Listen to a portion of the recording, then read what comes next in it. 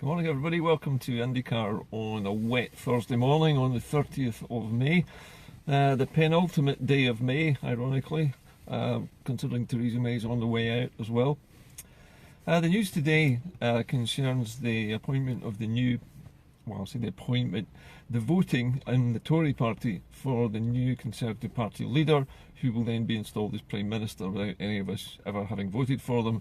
This will be the second unelected Tory Prime Minister that we've had in the last few years, and is an indication just of how unpopular the post of Prime Minister is among the Tories right at the moment.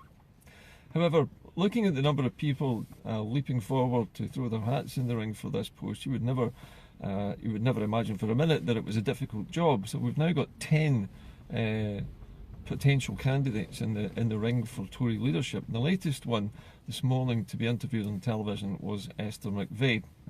Now, Esther Mcvey is, well, let's say she's a controversial figure, considering her past as a glamour model, and also her northern heritage. Let's say she's perhaps not quite in the usual Tory mould for a Prime Minister.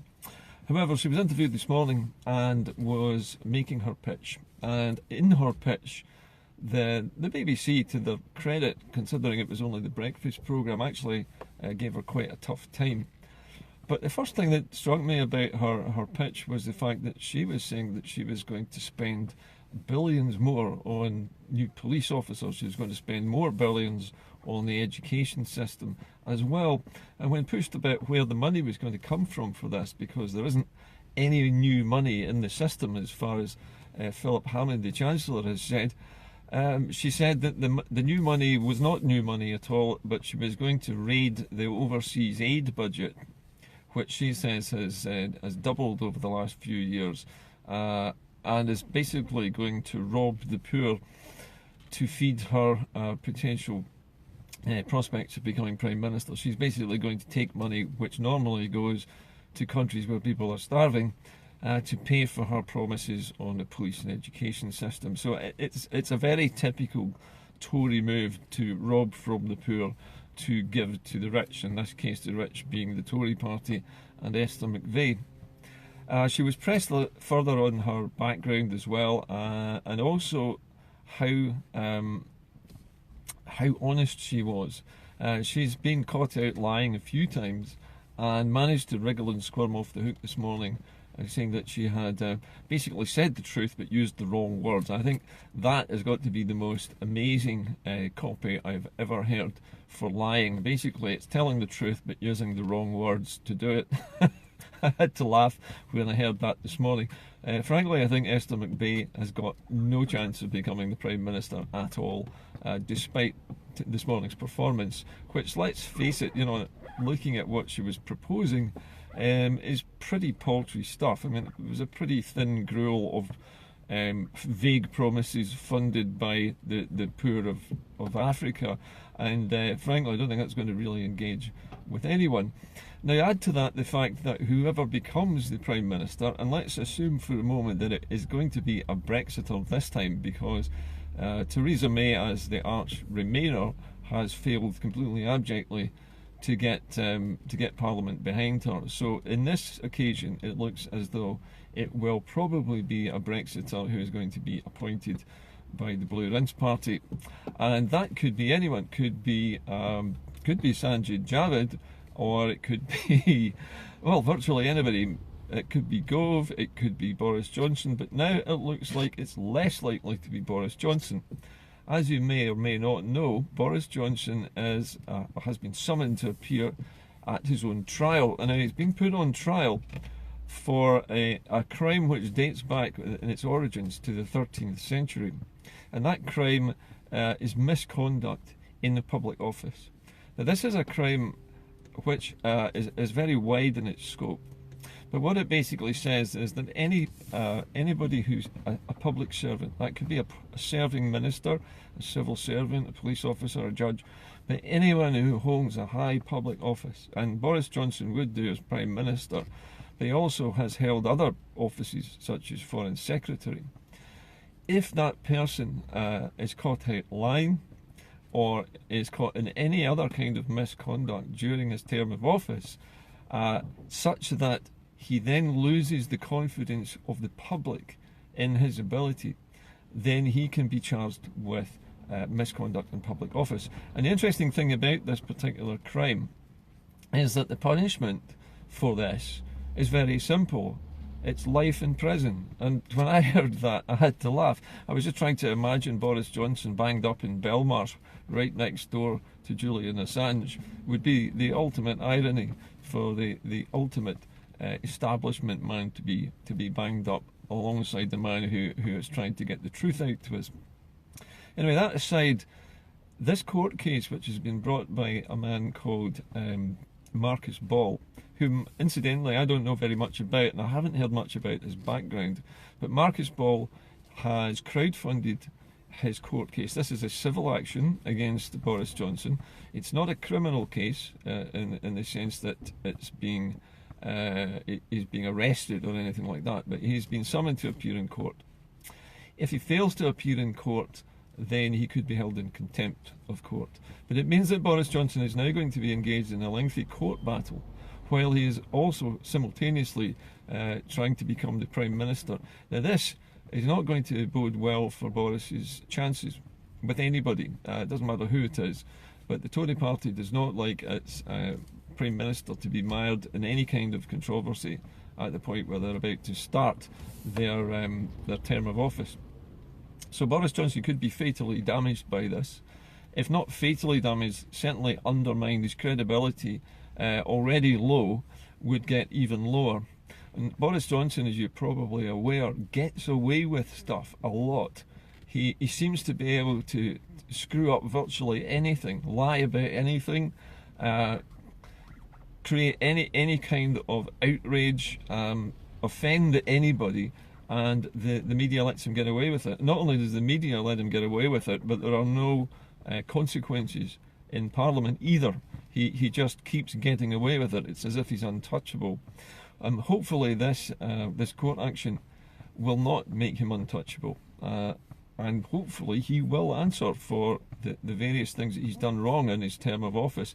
He's been extremely insulting and unpleasant to many people, and during his time as Foreign Secretary, he was an embarrassment, frankly, to the whole of the United Kingdom by insulting the hosts of the countries that he visited and showing his extreme either racism or his ignorance of the customs and practices of the countries that he visited. So that's Boris Johnson, I think, now perhaps not such a golden boy with the Tories, but you never know. Remember that the people who are going to vote for the Conservative leader are over 65s, because almost all of the membership of the Conservative Party are over 65. They're all retired, they're all white, they're all middle class or upper class people or business people, and by and large they represent that section of British society. So therefore these retired, disgruntled, probably pro-Brexit and anti-European people are going to be voting for the new Prime Minister, not you and I. So that's what's happening with the Prime Minister at the moment, or the lack of Prime Ministers at the moment. But even that Prime Minister, whoever it happens to be, is going to have to work with Phil Hammond. And Phil Hammond is, of course, the Chancellor of the Exchequer. And Phil Hammond, like Mrs May, is a Remainer. He voted for remaining. He does not believe in Brexit. And he is going, I think, to try and trip up every single possible candidate that he's interviewing. Remember, he is actually vetting the candidates for this Tory leadership bid. He's the guy who's interviewing each one of them and trying, as he says, to get an idea of what their strategy is for overcoming the impasse in British politics.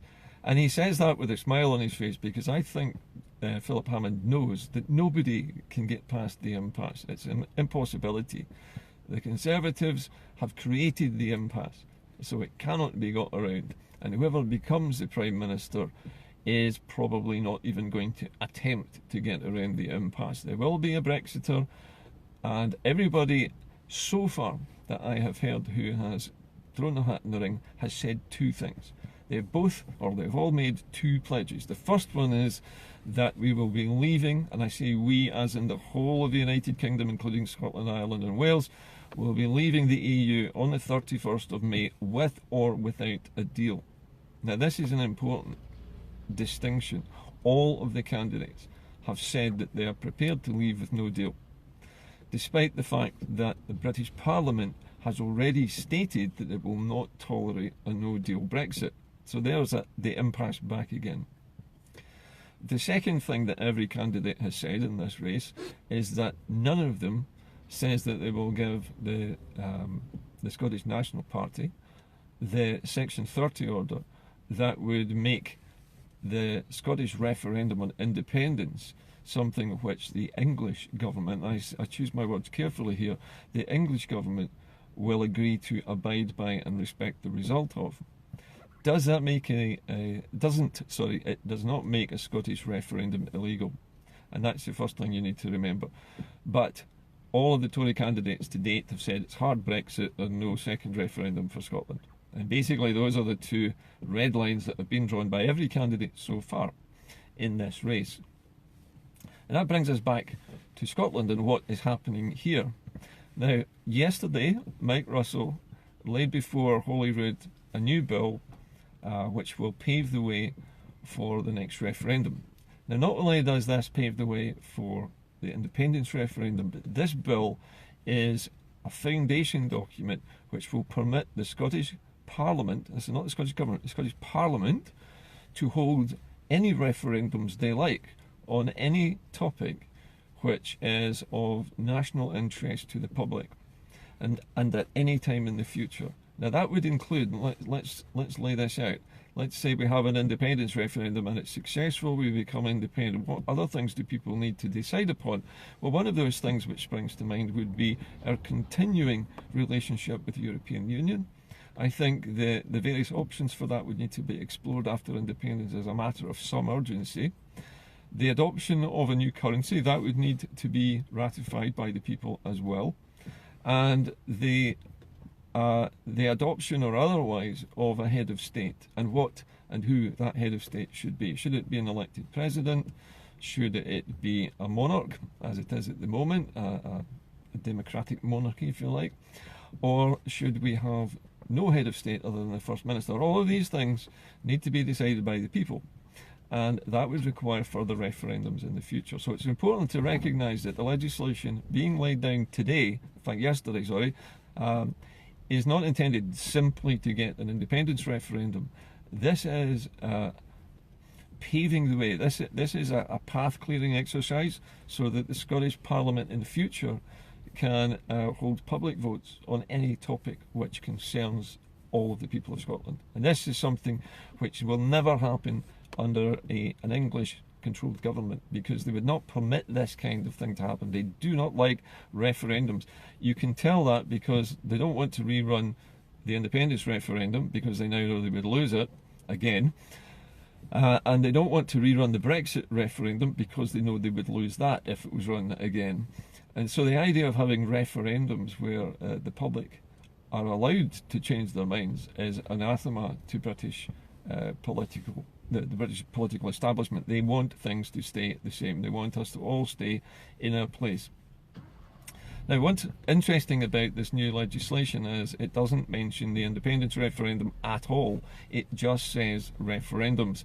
It does not specify what the questions should be, but it says that those particular details of any referendum would need to be agreed by Parliament.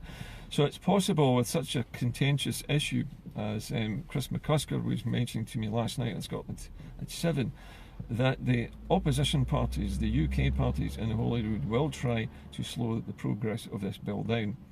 And this is going to be difficult because the Scottish Government needs to pass this legislation fast. We're going to need it by October at the latest, I would suggest. We need to be in a position to use the legislation, even if it is not detailed, to call a referendum in the future and in the very immediate future as well. In the conversation in my interview with Chris McCusker last night. Now, Chris is, if I remember correctly, the convener of the socialist grouping within the SNP. So he's an SNP politician, but he's on the left of centre. And I asked Chris towards the end of the interview last night on Scotland at 7 what he believed would happen in terms of the time at which an independence referendum might be called. And his opinion was it should be as soon as possible, the sooner the better, in his own words. But he also said that it was important that it could happen, that it was allowed and able to be called just before any hard Brexit attempt was made by the English government to take us out of the EU. That would mean that this legislation has to have gone through its readings and gone through its debates and passed with a vote by at least September this year. So it's important that it goes through quickly. The opinion of the First Minister, which was quoted widely the day before yesterday when she was in Ireland, that she felt that the time for a second referendum would be towards the latter part of next year, 2020, and was widely reported the other day, is simply a guesstimate, because so many things can change this summer, but one thing that now can't change is that no-deal Brexit is almost inevitable now. And at the point where it's not possible to reverse Brexit, and that could be just a week or maybe a day or two before Halloween, which is the cut-off date, that's the date we leave the EU by default, by law, if nothing has happened to change the outcome, in other words, no-deal Brexit is then inevitable and unstoppable, there is a very small window of opportunity in which the Scottish Government can then call a referendum, and that referendum would have to happen fairly quickly. But if we wait until after we've exited the European Union, then the English Government can then use that national state of emergency to shut down or suspend all devolved parliaments, thereby neutering any chance of calling a referendum. So the timing will be critical, and personally, this is my own belief, and it was shared by Chris McCusker last night, that we have to be ready to call a referendum before Halloween this year. And Mike Russell made a very eloquent and beautiful speech in Holyrood supporting this bill, but we've still got to fight against the forces of the United Kingdom in Holyrood to get the bill through, and that will take a lot of work still, because it is just the SNP and the Greens versus the other three parties. There may be some independent politicians, some MSPs who are independents, or were Greens or were SNP and now sitting as independents, who might go along with this and support it. But it's still going to be a bit of a battle. So that's the situation that we're in at the moment. The political situation hasn't really changed, and whether or not a new Prime Minister is appointed is largely irrelevant. It will be a Brexiteer, and it'll be a Brexiteer paired with a Remainer Chancellor, and that was going to be a tussle in itself. But neither of those two people is going to try and stop Brexit now, because they can't. There isn't enough time left, and there isn't enough time left for the British government in Westminster to legislate for a deal, because they haven't got the legislation there. There isn't enough time to vote on it. There is the summer recess coming up where they're all going to go on holiday and forget about Brexit, and then there will just be this short period of a couple of weeks, maybe 2 or 3 weeks before Brexit, when there is any politics happening in Westminster at all. And it's during that critical period, in my belief anyway, and I think in the opinion of Chris McCusker, that we have to then decide when this referendum is going to happen. And having the basic legislation in place in Holyrood to allow us to call a referendum, even before we've settled the details of the question, or the number of choices, or the form of reply to the question, whether it's a yes or no, whether it's an in or out, whatever the reply is, those would be decided after the date has been set.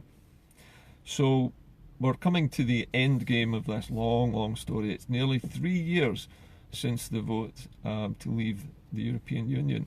And I'd suggested in my blog this morning, in my printed blog that is, that Nicola Sturgeon might like to say to people like Sajid Javid and Esther Mcvey and all the rest of these Tory hopefuls who are wanting to be Prime Minister, that Scotland, the First Minister, was never offered the chance to sign a Section 30 order for the Scots to agree for England to hold a referendum on leaving Europe. We were never consulted. We were not asked for a Section 30 order. So we are not bound to obey or to respect the result of the referendum to leave the EU, because no Section 30 order was given to us to sign, and therefore we have not signed anything which says that we are bound over to respect the result of the Brexit vote. If it's sauce for the goose, then it's sauce for the gander. If they won't sign a Section 30 order to respect our referendum, then we should use the same measure, the same standard, the same political ruling to say to them, well, we haven't signed a Section 30 order that gave our permission for you to have a referendum which takes us out of the European Union. And that is the kind of political statement that I would like to see from our own leaders. Just saying to the English government, you might think that you can stop us having a referendum by withholding Section 30, but you can't. The only thing you're doing is basically saying that you're not going to abide by it. But when it comes down to it, when it comes down to the day before Brexit and Scotland calls a referendum and we don't have a Section 30 order, that's the very moment that the European Union is going to say to the English government, hang on a minute, the Scots have been very reasonable all the way through this process, and all that they have asked you to do is to sign a document saying that you'll respect the result of their referendum, and you're withholding that now very unreasonably. So if the Scots have a referendum on independence after the 31st of October, in the Europeans' view, then the European Union, they would accept the result of that referendum, because the Scots have done everything legally and reasonably over the 3 years to try to avert this disaster and to try in every reasonable, lawful way to get England to see sense. And incidentally, this is a point of international law. In an international treaty, under the UN Charter, under Section 62, any material change to a treaty, in other words, if the two parties to a treaty, if there's a big material change which completely undermines that treaty, then it gives the right to one party or to that treaty to end the treaty. In other words, if they specify that, let's say, we specified that being taken out of the European Union against our will was a condition of our accepting the Union treaties, then when we are then taken out of the EU against our will, and because we have specified that condition on the treaty, we are then within our rights to end the Treaty of Union. And under international law that will stand. In an international court it will stand.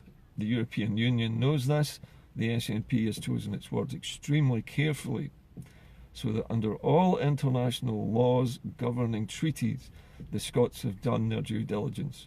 And therefore, at the end of this process, if we hard Brexit, Scotland has the right to leave the UK legally, and in the eyes of every international body which governs treaties, including the European Union, incidentally, who are very hot on international treaty law.